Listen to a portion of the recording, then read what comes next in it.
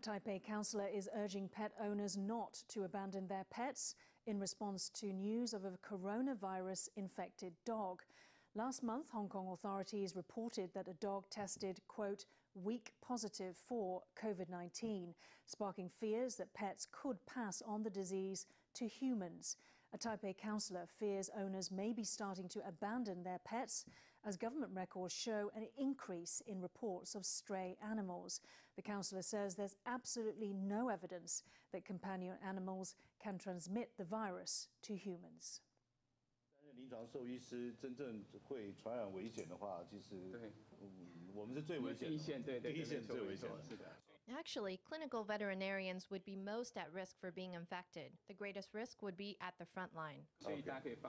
Recent reports that a pet dog had presented low-level COVID infection have some pet owners concerned. Taipei councillor Yang Jingyu, who is a vet by training, gathered experts for a press conference on the matter. Between January and February this year, Taipei's Animal Protection Office received 1,379 reports about strays in need of rescue. That's up from the 1,156 reports in the same period in 2019. Yang said it could be a sign that people were starting to abandon their pets. 去年不拟续养，也就是大家所说的弃养的支数。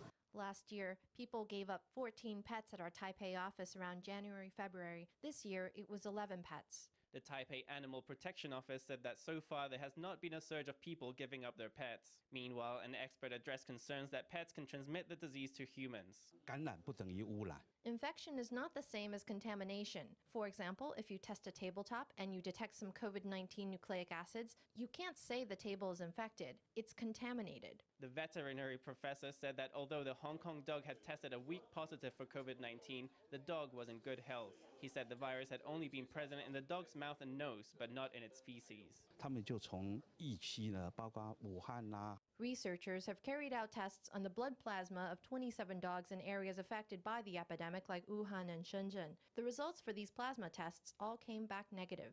The professor said that practicing good hygiene was the key to lowering risk of infection. The WHO previously released a statement that dogs and cats cannot transmit COVID-19 to humans. Let's go. Good boy. Naomi Tracy is back taking care of her beloved dogs. Since mid-March, her dog grooming business has been closed, but she got permission to keep the doors open for frontline healthcare workers. We've nurses, doctors, HSE administrators.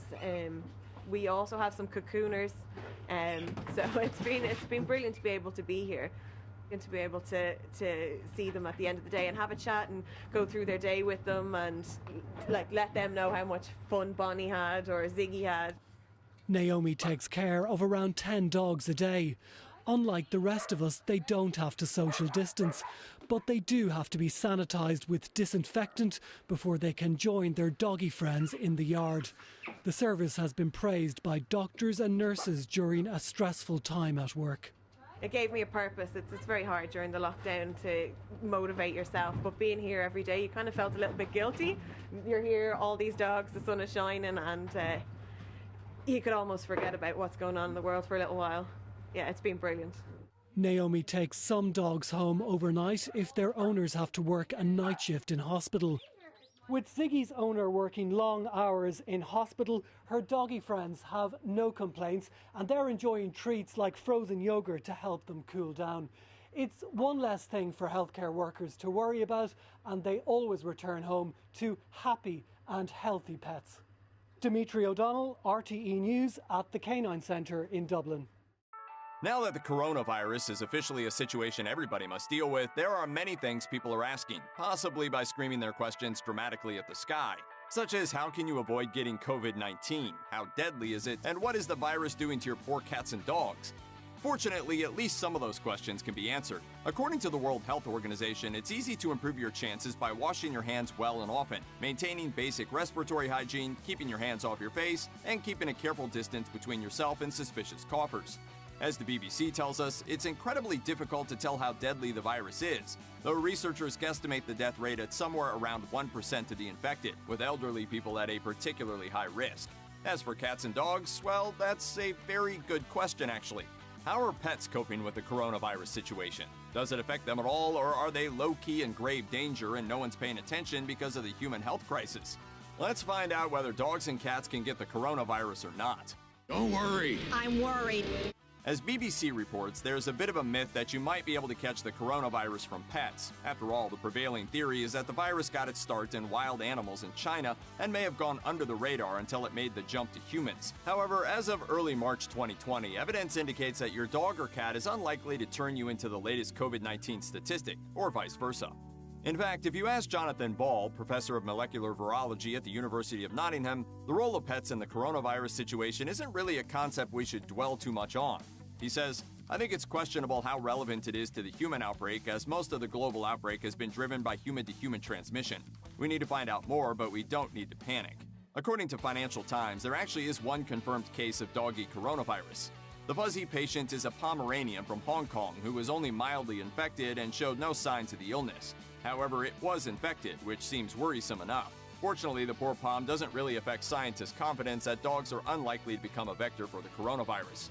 According to the World Organization for Animal Health, to date, there is no evidence that companion animals can spread the disease. They also note that the Hong Kong dog was actually exposed to its coronavirus-infected owners, not the other way around.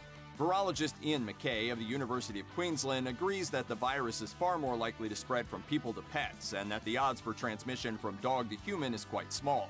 As for cats, ABC News explains that they also believe cats can't pass on the virus, though they can also test positive for low levels of coronavirus, courtesy of their owners. However, CNN says that the current evidence indicates that pet animals are unlikely to be sick from the virus, even if they do get infected. It's worth noting that the 2003 SARS outbreak featured a handful of both cats and dogs that tested positive for the virus, according to the BBC. However, they didn't transmit it to people or even to members of their own species. So at the moment, it looks like the new coronavirus hasn't figured out our feline and canine friends any better than its predecessor.